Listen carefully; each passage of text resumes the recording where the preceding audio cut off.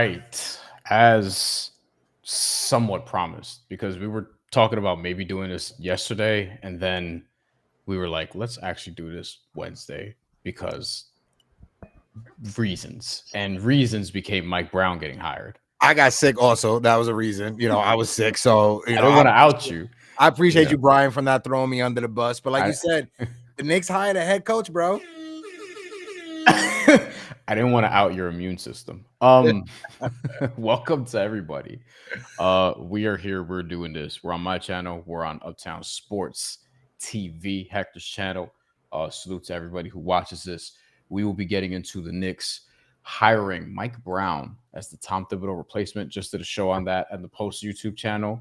This is going to be the less censored version of that.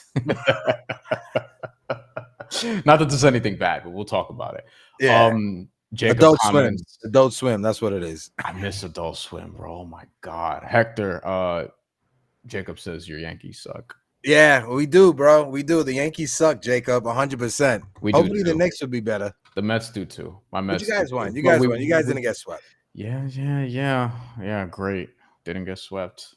Shout out to Jacob, one of the best moderators that's out there on YouTube. Dropping the TikTok in the chat. I appreciate you, Jacob, as well. Folks, like always, hit the like button, hit that subscribe button, subscribe to Bryan Fonseca, subscribe to Uptown Sports TV. If you're watching on Uptown Sports TV, the link to Brian's channel is in the description of the video. Yes. And same over on Brian's channel, vice versa. If you guys are watching on Instagram, on TikTok, on Twitter, click the link tree. And all of our bio, all of our links are in there. I have to actually put your YouTube in my link tree, so that's my mistake. But you're much links, better. jump on over. You're much better than that. At that than I am. This is why we're collaborating more. All right, so let's do this. We got free agency talk. We're gonna be sharing the screen. We got Knicks stuff to look at. We have contracts. The Milwaukee Bucks. We're gonna talk about them because I haven't yet into a microphone spoke about what the fuck is going on in Milwaukee, which is crazy. And if you don't understand the salary cap, don't worry about it. A lot of people don't, and they're fronting like they do. You don't need to understand much to know what Milwaukee's doing is absolutely crazy. And we will talk about LeBron James because 100%. Why not? There's some smoke there as to what could potentially going on. We'll kick it around the league a little bit too. All right, let's start with the Knicks. Yeah. Mike Brown's the head coach. This took a month, Hector. We talked to Stephen Bondi today on the Post's YouTube channel. And Stephen Bondi basically... I know it's elementary, but I'm telling you, it's impossible. Mike Brown's got personality. We'll get to that too. But with this hiring, Stephen Bondi said something that I have been thinking about. I thought when you let somebody go, you have a plan. Yeah. And I was like, okay, you let somebody go. Typically, you know more or less what you're looking for. And I was like, is it going to be Johnny Bryan? Whatever. And come to find out, the plan was just try to get a coach from another team. Jason Kidd, Ime Udoka, etc. They even kicked tires on Dawn Staley, who I don't think is going to leave her amazing job at South Carolina, just running women's basketball. I would have loved it. I would not have hated that move. I know a lot of Knicks fans probably feel different than me, but I would have welcomed that. You know me, Brian. Yeah. I also don't. I don't get the sense she cares to coach in the NBA like that. She doesn't need to. But regardless, especially not New York. But regardless, so they canvassed the league. They're told no. By the way, one of the other details, I think a lot of other teams were like gleefully putting it out there, trying to embarrass the Knicks. Maybe James Dolan in particular. Like, oh yeah, they asked us to talk to our coach. We said no. Mother, you know what I'm saying? Like they came out with that. You know what I'm saying? So yeah, we get to Mike Brown today.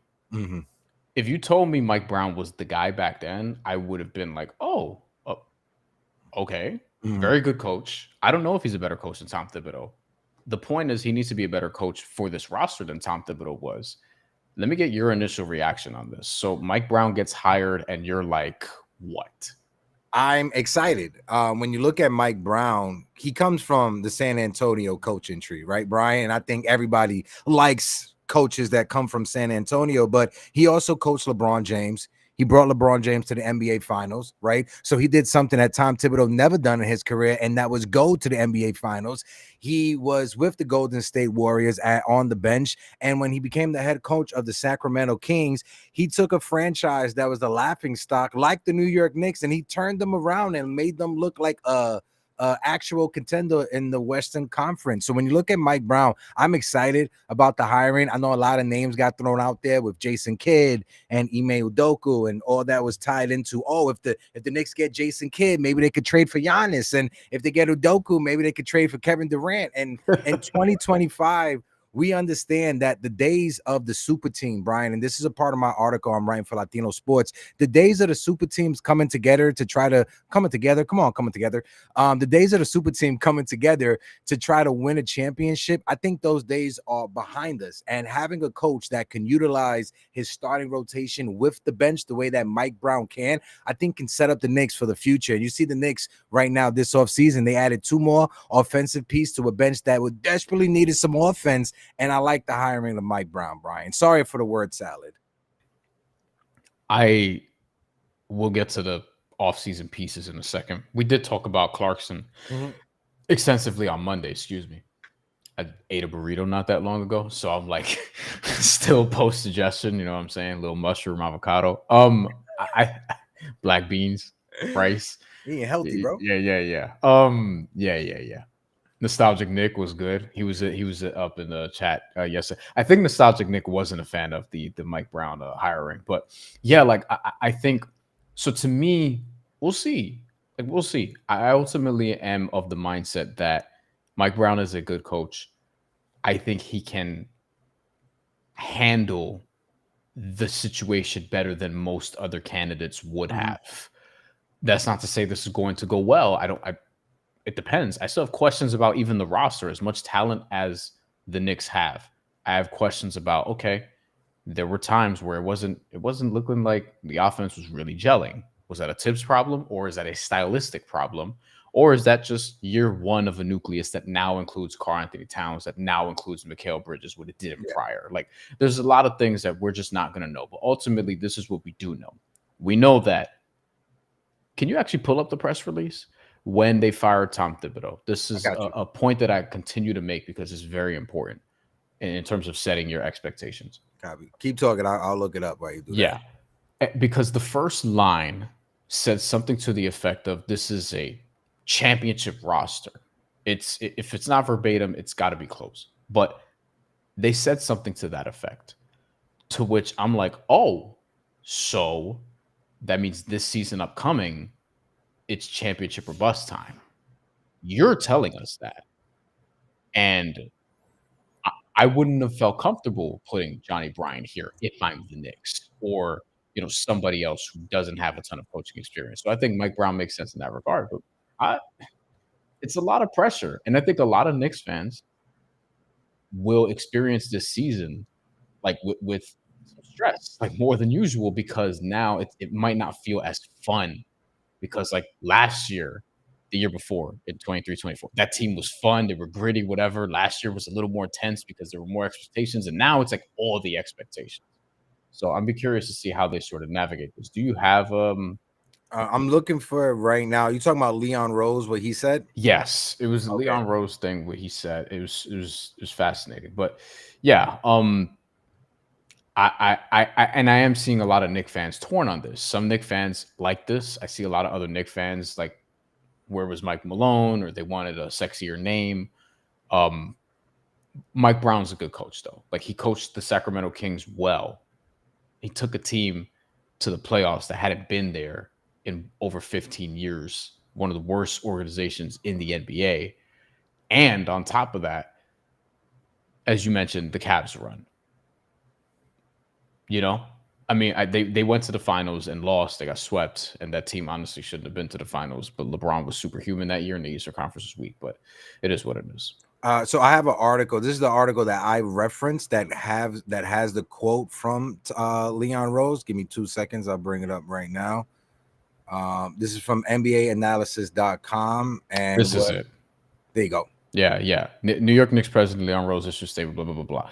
This is the part that I care about. Rose stated, quote, our organization That's just great. Just to mess it up on the first sentence.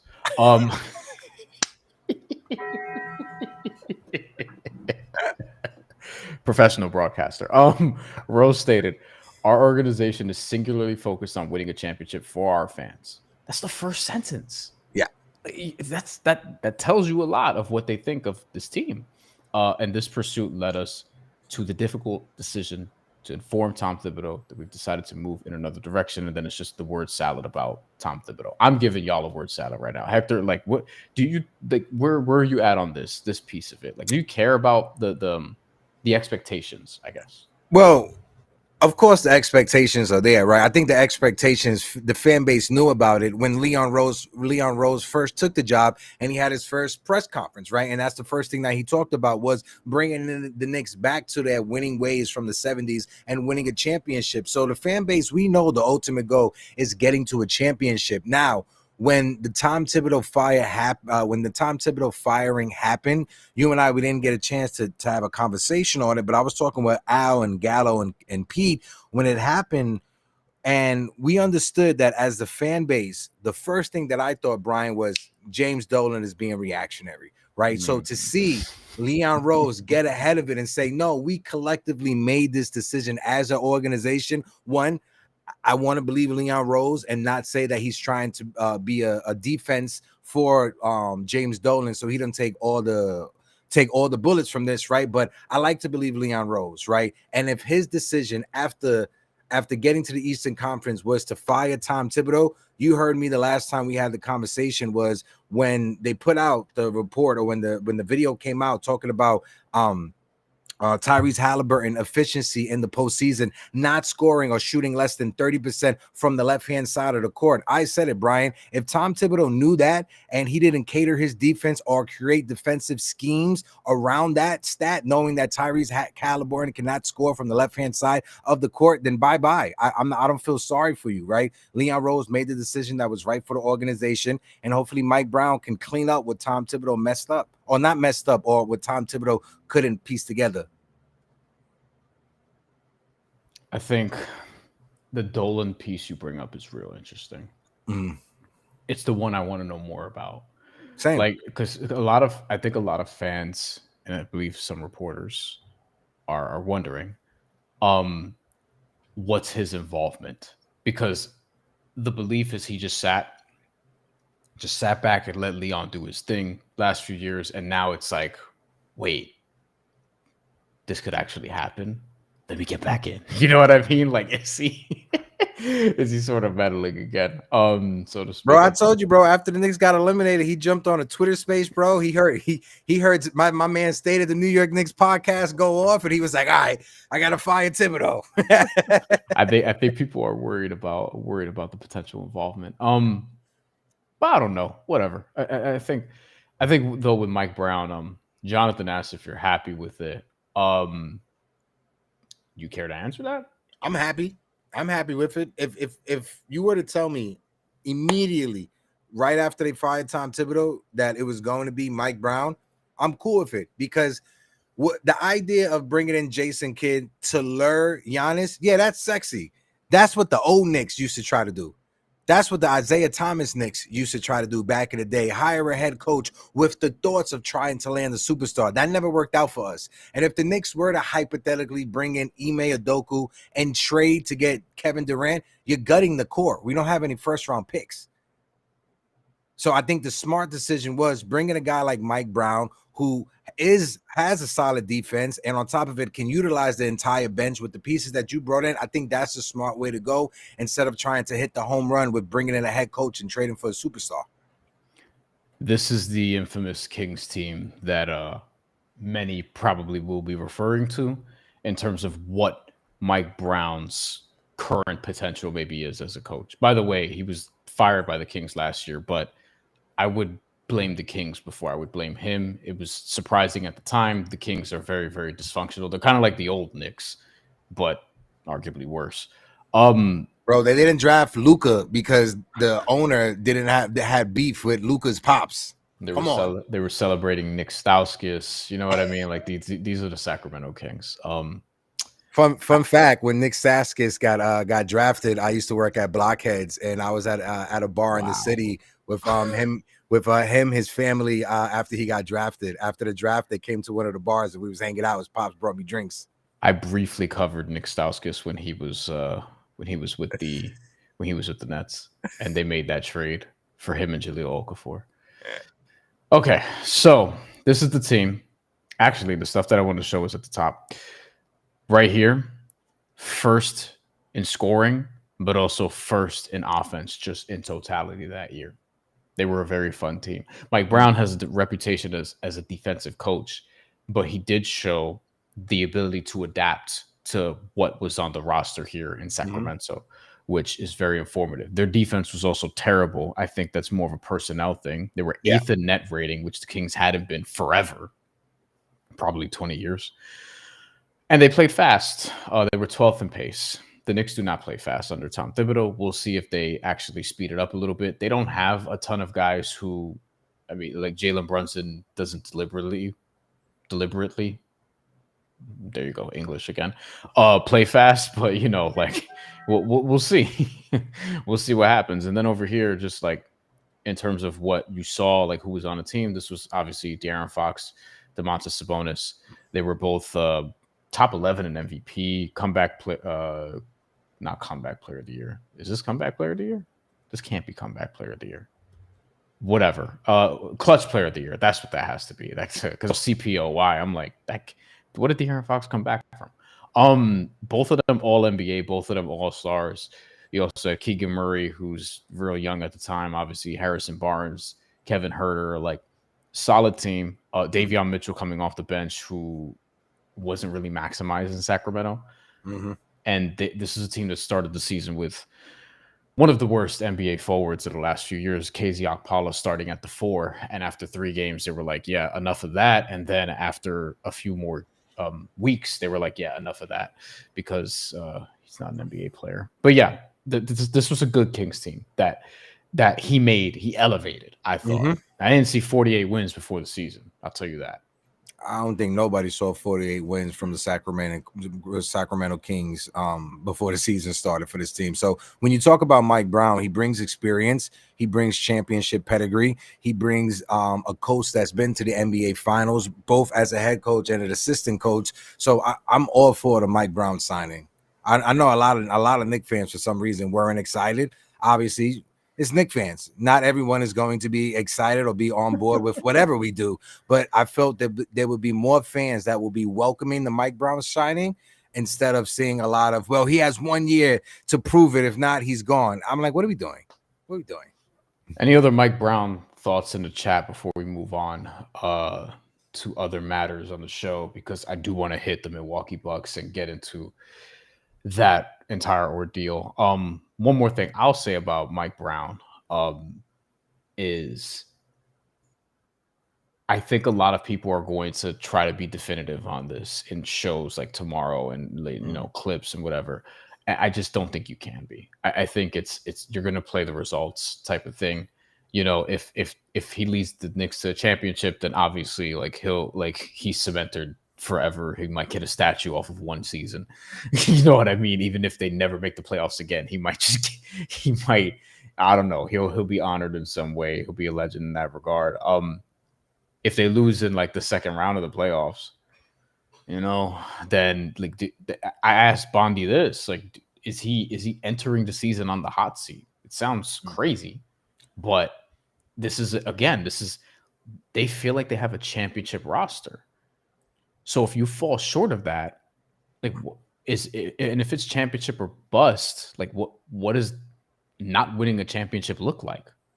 I didn't want to say what does bust look like because that's crazy. That's absolutely insane.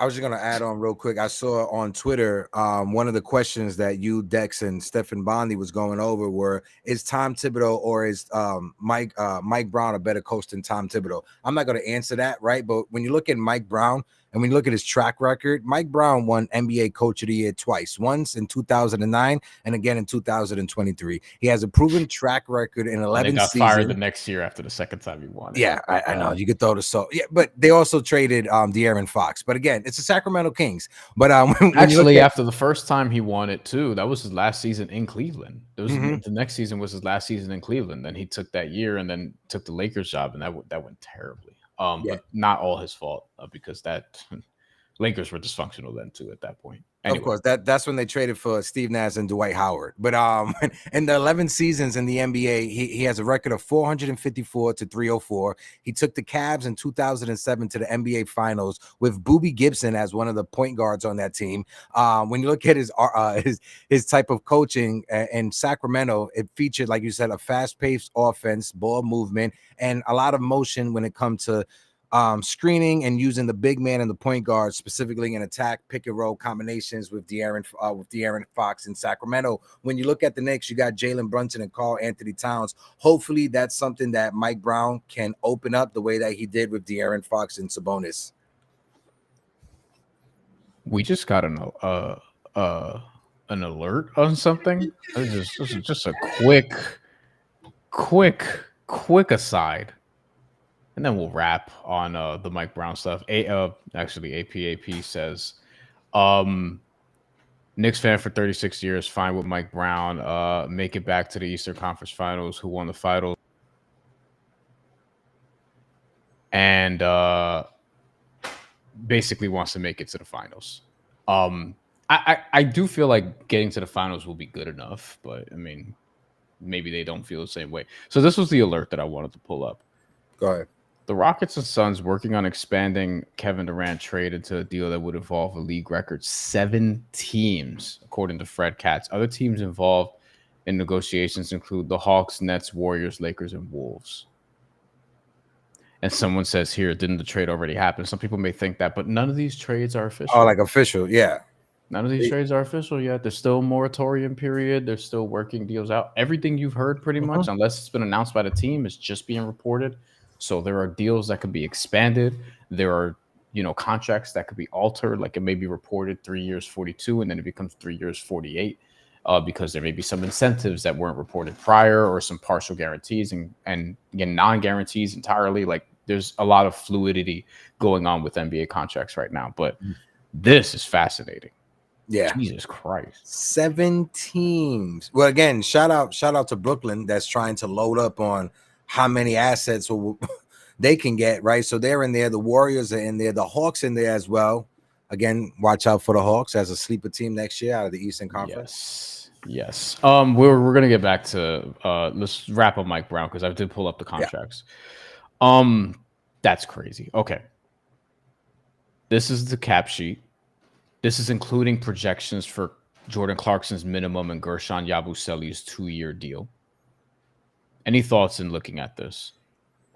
They're not mid-level deals, right? Yabusele's is he got the taxpayer mid-level. He got the taxpayer mid-level. So how many more mid-levels do the Knicks have?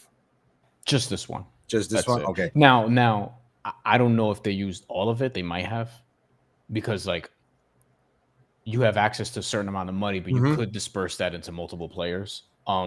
But it was just the taxpayer mid-level. Because the big mid-level is like 13, 14 or whatever it is. I know we're going to get into it when we talk about Dame in Milwaukee. I just wanted to just ask real quick about the Knicks. But when it comes to Jordan Clarkson and Gershon, I like both those signings. More Gershon than anything else. A lot of people, I don't want to disrespect and butcher his name, but I'm going to just call him Big G.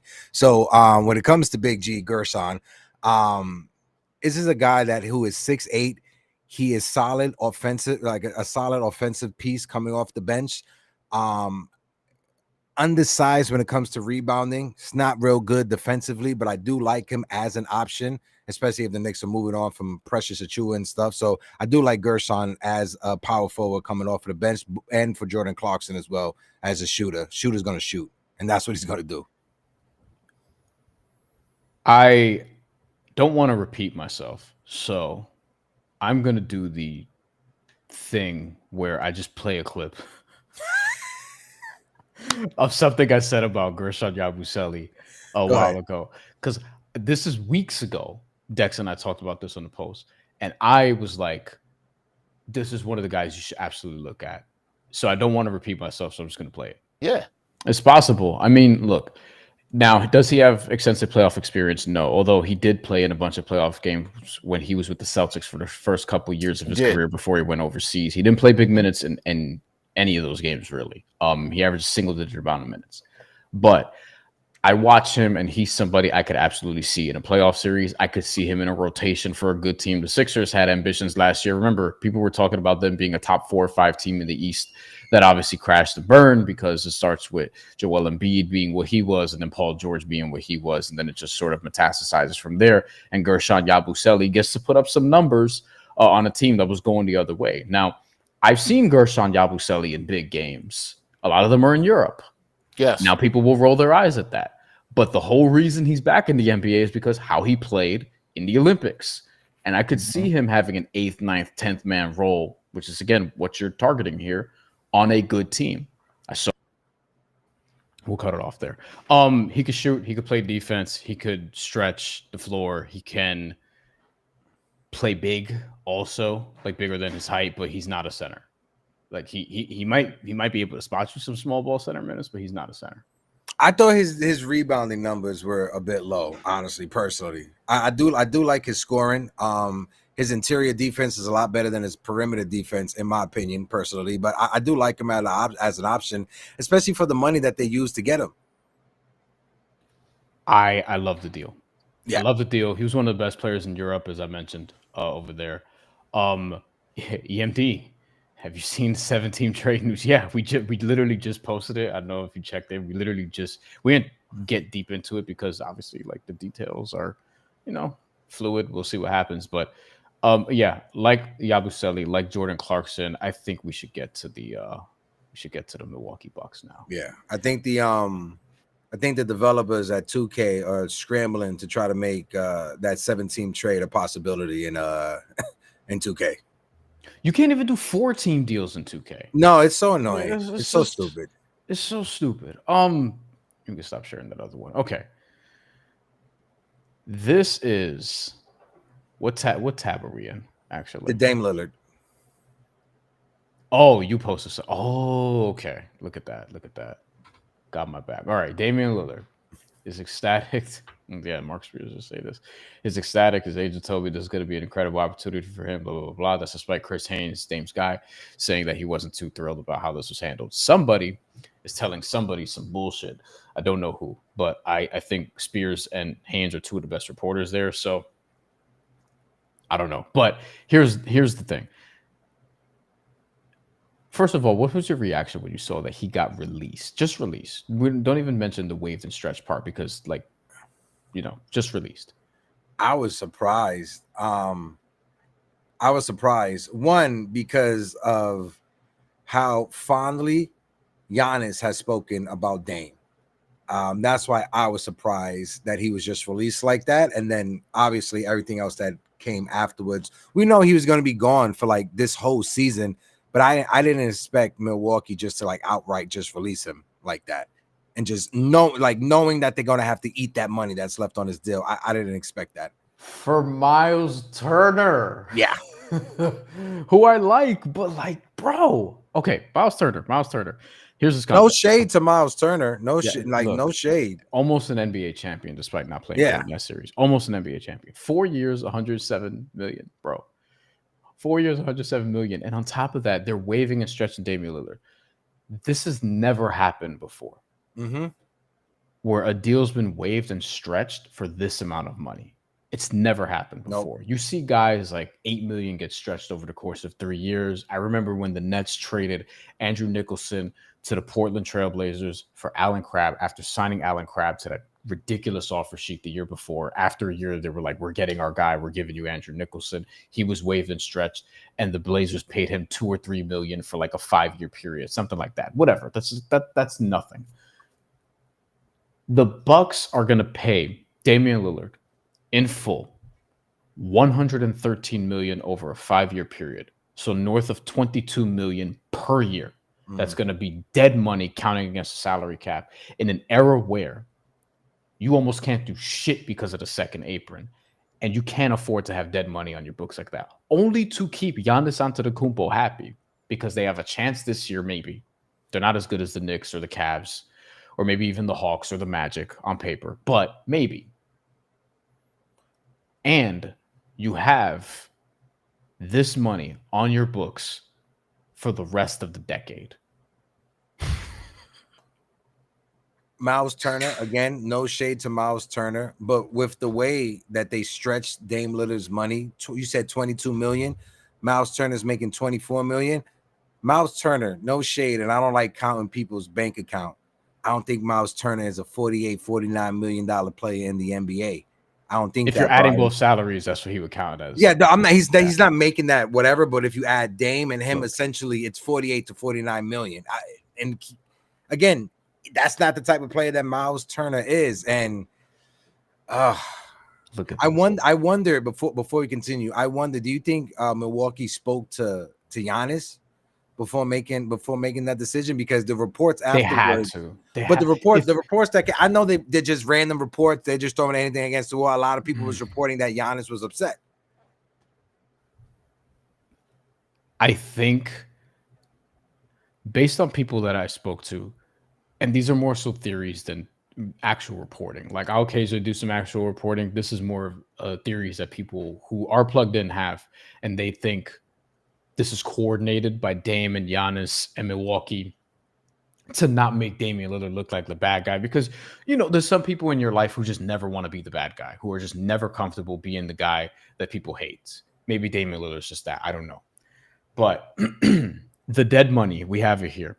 Damian Lillard is going to count $22.5 million against their books for the next 5 seasons. And look at, this is the key number here. It's not even the 22.5. It's the small number right next to it. If you can see it on the screen, 14.6% against the cap. That's what he's going to count against the salary cap. So you're already working with basically 86% of a salary cap before that. And then it reduces to like 13.6 and 12.4 and 11.8. And then the final year is 11.2. Those are all projections because we don't actually know how much the cap is going to go up from year to year, an exact amount. I sound like such a dork right now, but like, trust me, this is crazy. And I don't know what the fuck Milwaukee's doing. I don't even feel like the team is good enough to be doing that. Also, still Knicks fans, what's up? He be in the streams too with Dex and I. Hey, good. My brother Ron. Okay. I always love a good game. Yeah, shout out to Ron and John. Guys, make sure you guys go and follow Still Knick Fans. I'm gonna just hold it up one time. They do a great open panels on Saturdays. They do a great show every Tuesday. Shout out to Ron and John. They've been big family members to me in the Knicks community, and they have been cooking it over there on their channel. So shout out to you guys. I think this is Ron in the chat. Ron, love you, big unk. My fault. Always super supportive too. Do you think Milwaukee's like good? You think they're like, they have Giannis, but I mean, look at their roster. Well, if you have Giannis, you add Myles Turner, and Myles Turner is not a bad center. He's not a superstar. No, he's not an all-star. He's a very solid. He's gonna be better than Brook Lopez. He'll be better than Brook Lopez. And I think with Giannis and with the question marks in the Eastern Conference, anybody can get hot in the postseason. Anybody can get hot. We saw it with Indiana. We like to believe it was with the Knicks in the second round against the Celtics, but anybody can get hot in a 7-game playoff series. And if you're Milwaukee, you just want to get into the postseason with Giannis and let him be superhuman. Move is insane, bro. Turner. Again, I like to believe that the Milwaukee Bucks talked to Giannis before just waiving Dame Lillard. And the last time as well, when we talk about stretches, the Knicks waived Joakim Noah just to eat the last few years and money on his deal. That's one of the more notable ones. Yeah.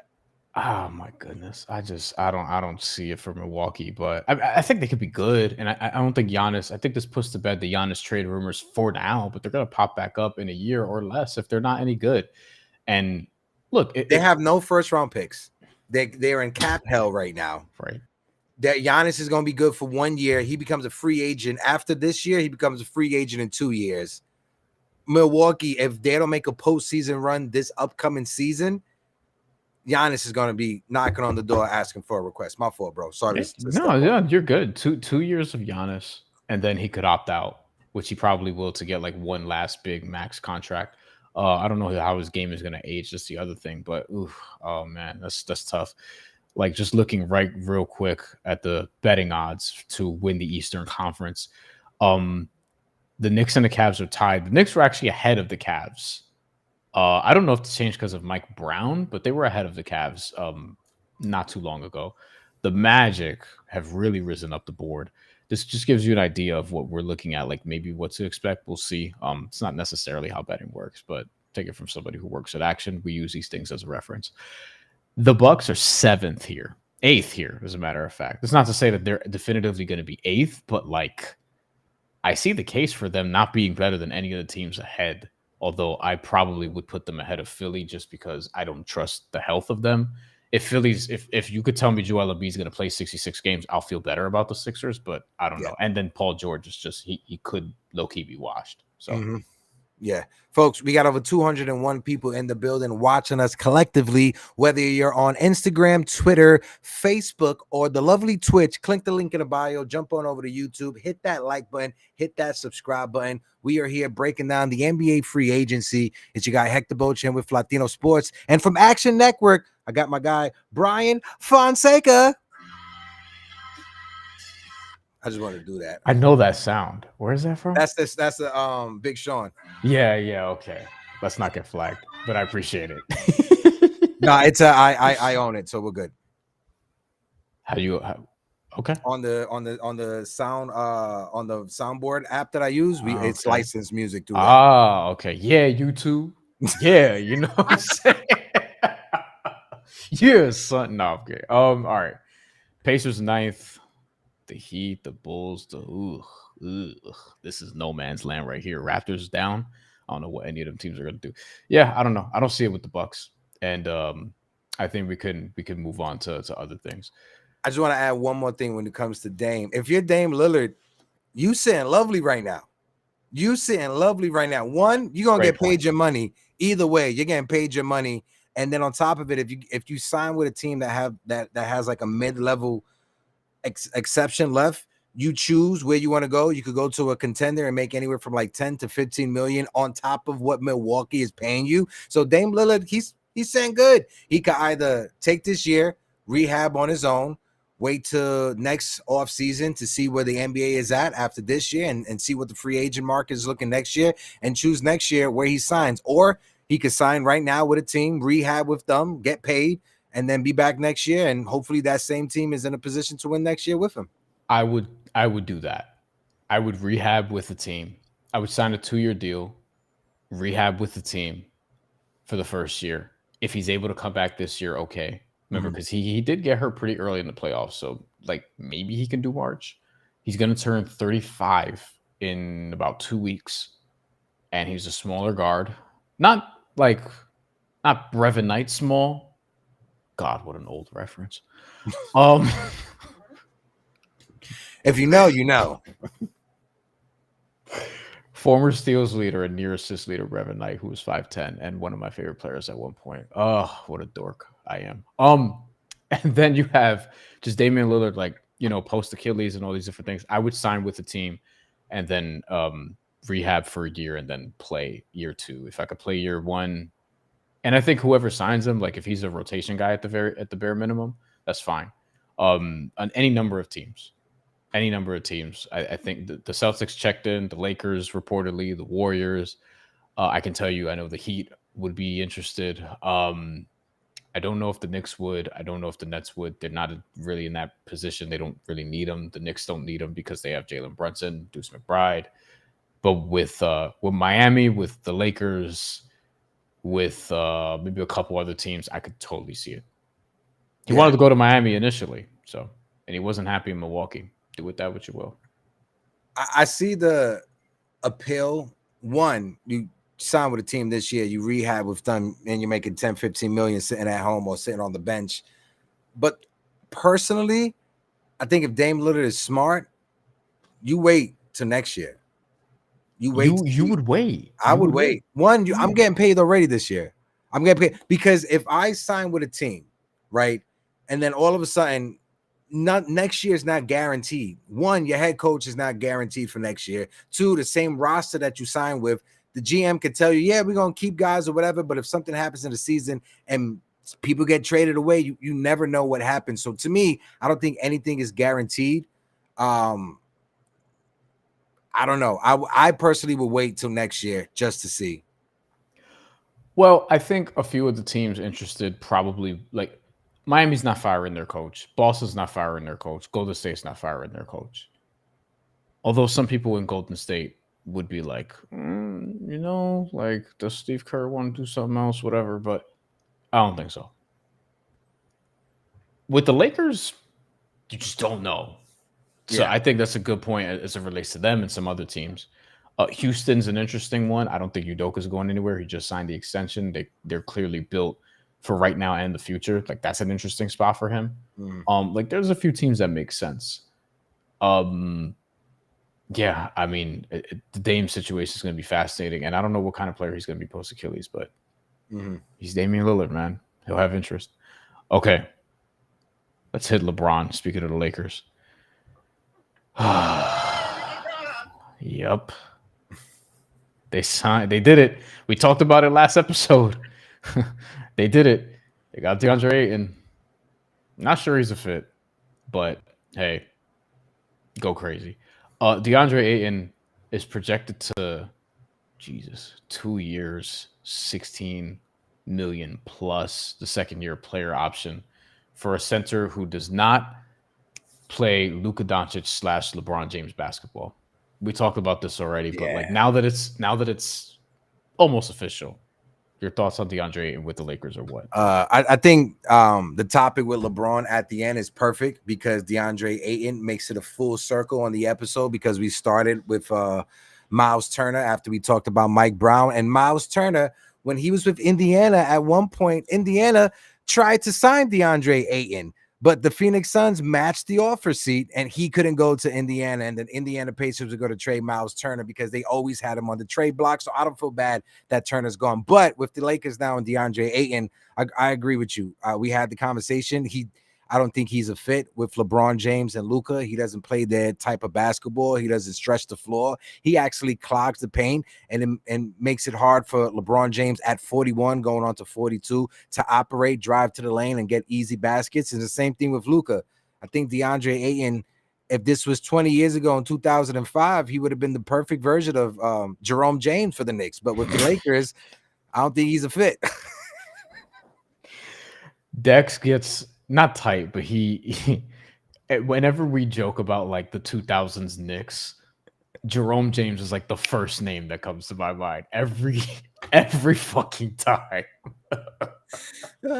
Every time. Shout out to Jerome James. He was awful in NBA 07, The Life. If you know, you know. If you had a PSP back in the day, or even a PS2, obviously, but he was a Harlem Globetrotter though. He was. Really? You ain't know that? Yes. We need to clip this part. That's news to me. What? Hold on. Can you find a picture? I got you. Find a picture. No, he wasn't. For real? Yes, he was, bro. When? Hold on. I'm looking it up right now. Where's he from? Isn't he from like nowhere near here? Hold on. Yeah, we're Googling Jerome James. He's from Florida, right? Yeah, from Tampa. God damn. Listed 7'1", 285. That's from a bygone era. Those centers don't exist anymore like they used to. Unless they're Nikola Jokic, who's not necessarily 7'1". Please tell me you have it. Oh, I'm looking for it right now. Okay. I'll fill. During the NBA lockout in 1998, he toured with the Harlem Globetrotters in Europe in the fall of 98. I'm trying to find photos of it right now. I'm looking at his bio. This is a Jerome James deep dive nobody asked for, but we're here. Fuck it. He played with Caciques. Bro, I told you I'm not making it up, bro. This is when he was on the Knicks. This is something that Clive Frazier used to talk about. I remember.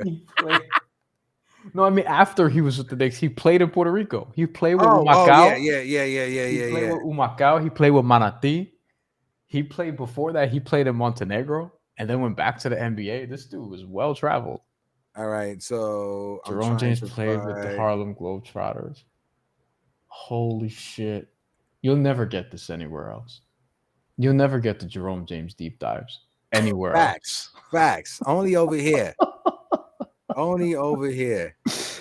I need to put the salary cap sheet away real quick. There it is. Harlem Globetrotters and the Sacramento Kings, 1998 and 2000. All right. Due to the NBA lockout, James played for the Harlem Globetrotters in the fall of 1998 in a 9-country tour of Europe. Jerome James joined the Kings once the NBA lockout ended in 1999. I can't find a picture. I can't find a picture either. I can't find a picture. I don't know. What do you think is more believable? Jerome James playing for the Harlem Globetrotter or Wilt Chamberlain's 100 points? I believe Wilt Chamberlain scored 100 points. Although I'm a little bit less sure than before. There's no good photos here. What is this? Come on, bro. That's the same thing I'm looking at. That's the same thing I'm looking at. That can't be real. This is clearly not Jerome James. This can't be real. Like, can't find. I see Harlem Globetrotters photos. Can't find. But it's not Jerome. It's not Jerome Let's James. See. Bro. Let's see. We ain't got no pictures of him in Puerto Rico. Oh, this is not a flattering photo. All right, we'll stop. This Nick Legend. All right, let's get back to. Yeah, ain't no pictures of him in Puerto Rico, but we know he played in Puerto Rico, though. Yeah, do we? He said, do we? Are we sure? All right, back to the Lakers. To the other James that matters, LeBron James. Yeah, DeAndre in this here. LeBron James. How about this? Do we think LeBron James gets traded before the season starts? 50-50. Okay. I think it's 50-50. If LeBron James, because we talked about it, the Lakers is like a big ass question mark. What are they going to do? One, what's going to happen with the front office? Is Rob Pelinka still going to be there under the new owner that comes in? The owner that is best friends with Magic Johnson, the same Magic Johnson that Rob Pelinka helped kick to this curb. If you're LeBron James, you could go in there, ask for a trade request, or you could just ask them to buy you out the same way Dame Lillard was brought out. Then you control where you go.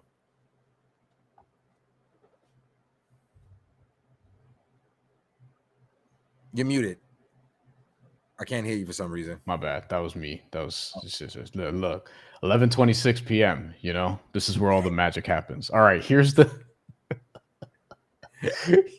statement from Rich Paul, supplied to ESPN, which is in detail, like essentially what we're discussing. LeBron wants to compete for a championship. What is it with you dudes in championship in the first line? Just like outlining, like, boom, this is what we want, putting pressure on everybody else. He knows the Lakers are building for the future. He understands that, but he values a realistic chance of winning it all. Blah blah blah blah blah. Very appreciative. Jeannie Buss no longer owns the Lakers, notable, or at least the majority share, and then. We understand the difficulty in winning now while preparing for the future. We do want to evaluate what's best for LeBron's career at this stage in life. Blah, blah, blah, blah, blah. This became more noteworthy to me in the last 24 to 48 hours. Heck, this is why. Dorian Finney-Smith leaves for Houston. 4 years, $53 million reportedly. A report came out from Anthony Irwin, who covers the Lakers closely, and said, essentially, they, meaning the Lakers, and specifically Rob Pelinka, was telling teams, yo, his ankle's kind of fucked up. I don't know if you want Dorian Finney-Smith like that. Trying to lower his value so they could get him at a better, more palatable number for them. This is the report. And then, from there, Dorian Finney-Smith's team probably didn't like that shit, and then they go to Houston. Great fit. Great signing. We didn't talk about it the other day. Great signing. Dorian Finney-Smith to Houston. Loved it. And then this came out around that time, and I'm like, it came out before, but I wonder if this statement, not that Dorian Finney-Smith is a game changer in that way today, but the principle of it, it's like maybe they knew, oh, they're not going to retain even this guy. What is the direction that we're going in here? And I think there's some puzzle pieces that are making this real spooky, like really spooky right now. I don't know if LeBron's going to get traded. I don't know if I'm 50-50. I might be a little bit more 60-40 he is, because that's kind of how these things end. And I don't see how the Lakers sort of build themselves into a real contender. Steve says maybe DFS is turning into a sign and trade in a 7-team trade. Yeah, the one that we referenced earlier. Maybe Cam Whitmore gets sent to us. Us is the Lakers in this case. Steve, are you a Laker fan? Let us know. But yeah, I mean, it's super fascinating. I want to see LeBron and Luka together more. Like I kind of want to see that, just as someone who watches and covers basketball. But I mean, I don't think they're going to win a championship this year unless something drastically changes. And I don't know what that is. Like I don't know what the solution is. The reason why I'm inclined to believe that LeBron James I want to say most likely, but could be traded or asked to be released is, one, LeBron James has made it be known that he wants ownership in an NBA team. And Vegas. That's exactly what I was about to bring up. Vegas. Me and my girlfriend, when we was in Vegas, shout out to Vegas, lost a lot of money out there. It's a money pit, guys. Never go to Vegas. Just watch it on YouTube. That's all you got to do. Never go to Vegas. But I had a great time for my girlfriend's birthday. One of the security guards pointed out that land that's where it's proposed that it's owned by a group that's called Oak. Hold on, wait. I got it right here. Sorry, my computer just reset. Oakview Group. Oakview Group is the management firm that owns the land where the proposed new NBA arena is going for an expansion team. And that's something that LeBron James has talked about, wanting to be a part ownership in an expansion team. I'm not saying the team is going to pop up tomorrow and the stadium is going to pop up tomorrow. He's going to be asked to be traded, but I could see LeBron kicking the tires on trying to go back to Cleveland for one last hurrah before trying to get into owning a team.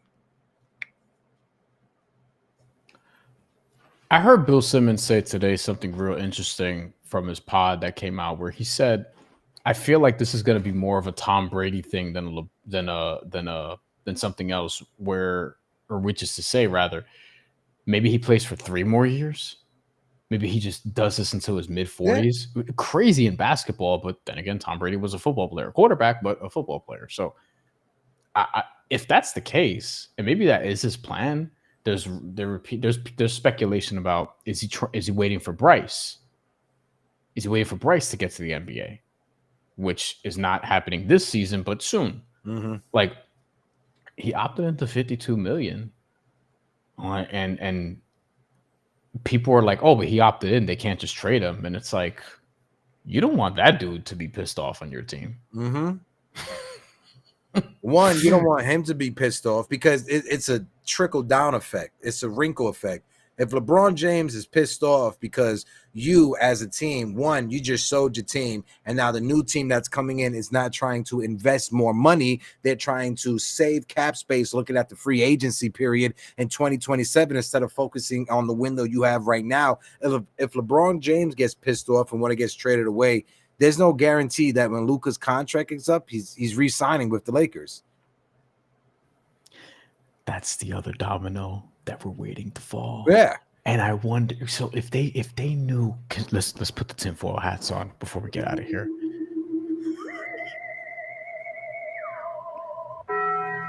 Perfect.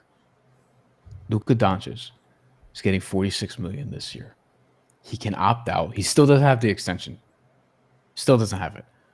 What if LeBron has an inkling that he won't sign the extension, that he'll test the waters in free agency, or that he'll at the very least, like he's non-committal, right? He's just not committed. So he's probably like, oh man, if he's not going to stay.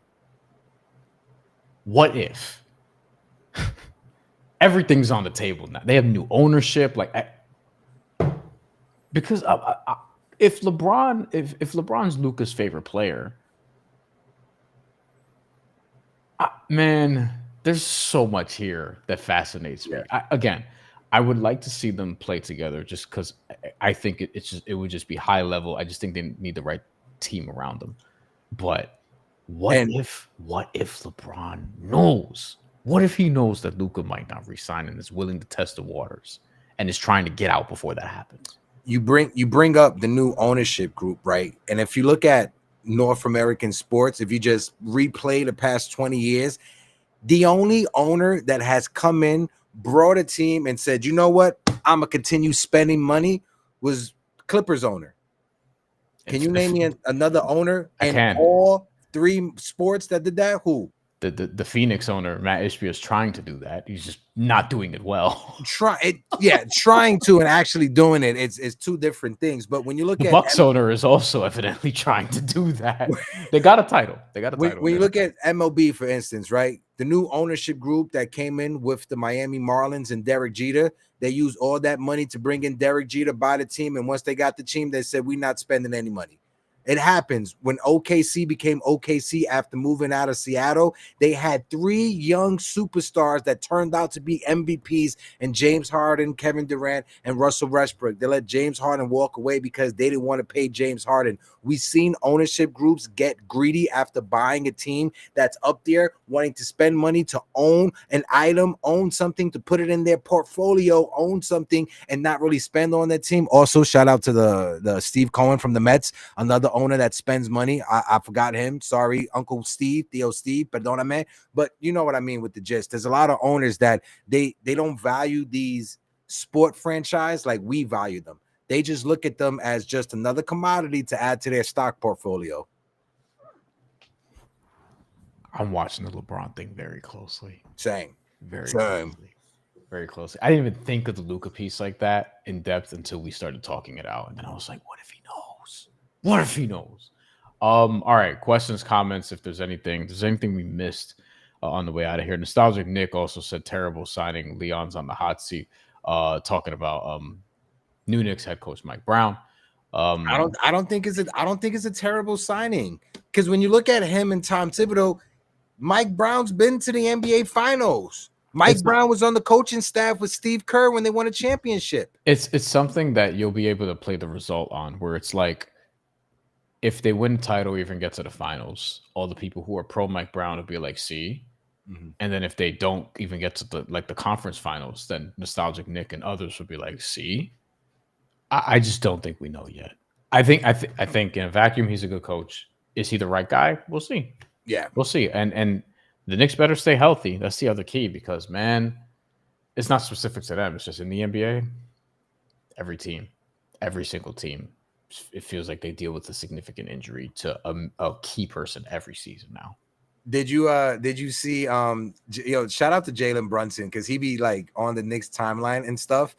New York Knicks basketball on Twitter, they put out a tweet talking about the Knicks coaching staff and how Leon Rose spoke with certain players and bringing back coaches like Rick Brunson, and Jalen Brunson quote tweeted it. It was like, dead ass.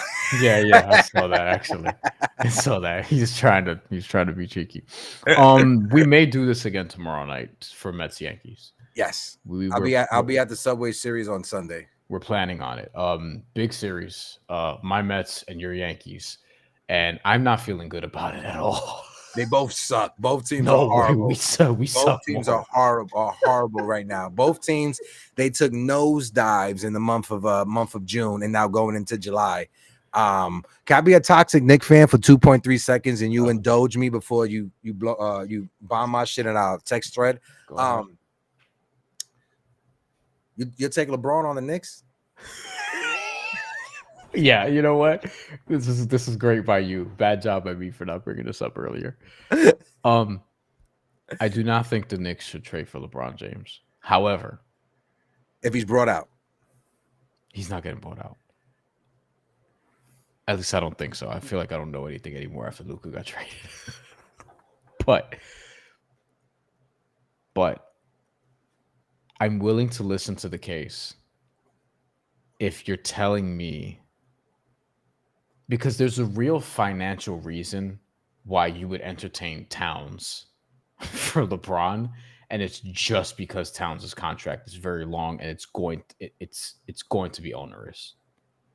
Towns was all NBA last year. I'm not saying to do that trade. I'm saying that's the only reason you would entertain it. I would not do it if it's like McHale and OG or Brunson or no, none of that shit. Pick swaps, no pick swaps, none of that. But if it's Towns, I have a meeting about it. You know, like I'm like, listen, like I know, but look at the money. The way that your face got red just now when you said that.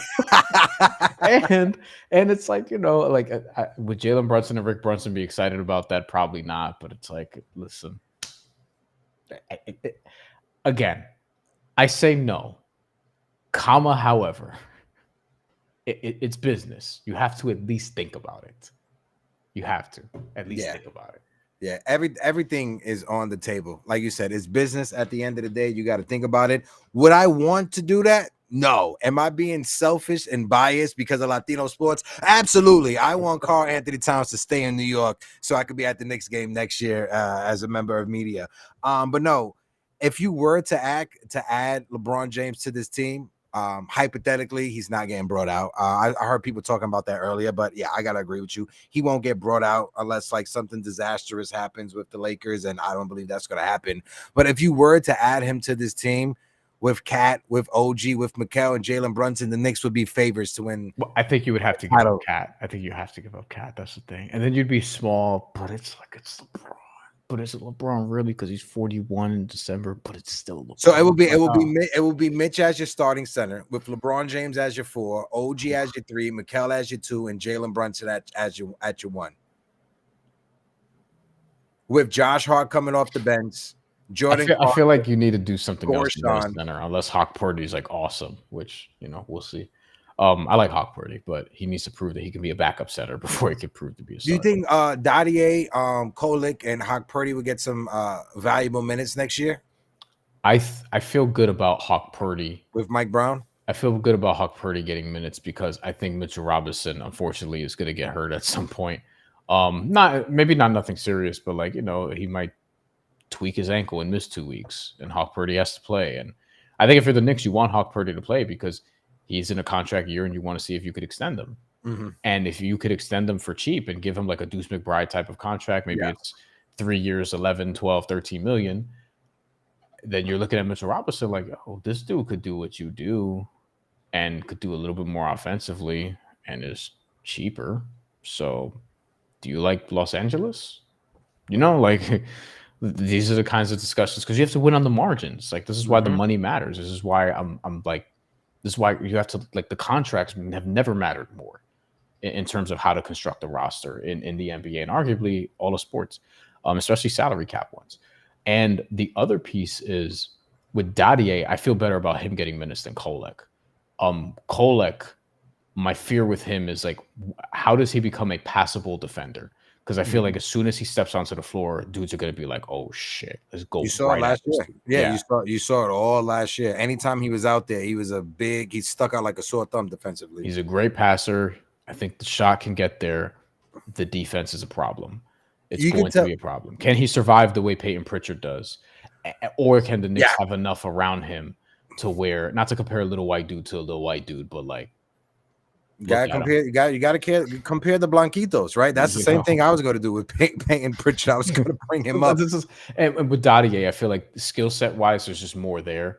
I feel the best about Hawk Purdy getting minutes right away, but maybe Dadier. I think Dadier. Bondi said not that it's a mandate, but like it'll be something that like is a preference. Like they would probably want Mike Brown to see what the young guys have. Yeah. And I think with Dadier, as the season progresses and he shows you more of his bag or capability as an NBA scorer, I think his minutes will go up. Out of the three of them, I think Dadier obviously has the highest ceiling. And when it comes to Kolek, sometimes you could like watch NBA players, and as you watch them, you can be like, oh my God, he's going to be a good head coach down the line, like after his career is done. And that's what I think with Tyler Kohler. I think he's going to be a phenomenal assistant or head coach somewhere down the line. I'd still bring in like a cheap veteran. Well, I was going to say maybe a cheap veteran backup point guard to compete with him for the backup point guard spot. But I mean, Jordan Clarkson's there, you know, so maybe they don't do that. Dex floated the idea of like, actually, no, I floated to him. Would you take Chris Paul? but Why not? I think at this point, I don't know. We'll see. All right, we'll be back tomorrow night. At least that's the plan right now. Yes. If anything happens, we'll let you know. But we will be talking baseball, Mets, Yankees, and I'm not ready. Both teams suck. Maybe with some friends. We should call that the preview. Both teams suck. Subway Series preview. Facts. Both teams suck. Subway Series preview. I will be on in the morning. Yankees Morning Brew. Yes. Talking about this disastrous Yankees loss. They were losing, bro, 7-0, and they came back to tie it up 8-8. Late in the game, and then they lost it in the 8th. If it don't even come back, just lose the game. Don't even get me excited like that. I'm on the train going through stops, like trying to get back up here to do the show, and I'm like, oh my god, they tie it. Oh my god, they tie it. And when I get out the train, it's like the Yankees lose, and I'm like, now I got to miserably walk back and jump on the stream with Bryan. And the Mets are the only team in sports that I'm like a real fan of. So like they actually piss me off. No other team. I don't care enough about any other team in that way. So I might be not as level-headed as it pertains to them because they are pissing me off this year, the bullpen in particular. Ironically, though, I do have faith in ownership to like spend and figure out the problem, which is not. Oh, I got some tea. I got some tea with you. You talking about the bullpen? You know what I heard today in the press box? What's that? The Mets are in on Chapman from the Red Sox. That doesn't surprise me.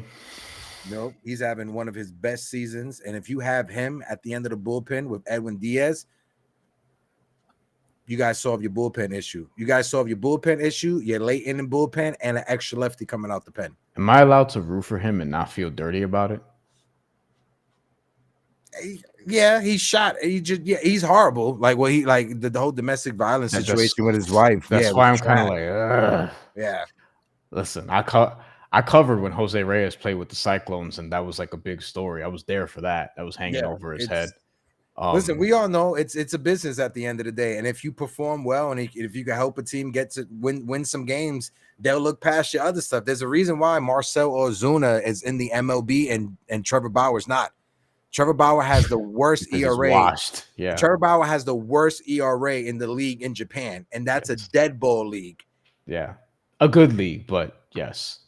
No, known for pitching, not for hitting. There's no hitting in that league, and he has an ERA over 4. He literally has the worst ERA over there in Japan.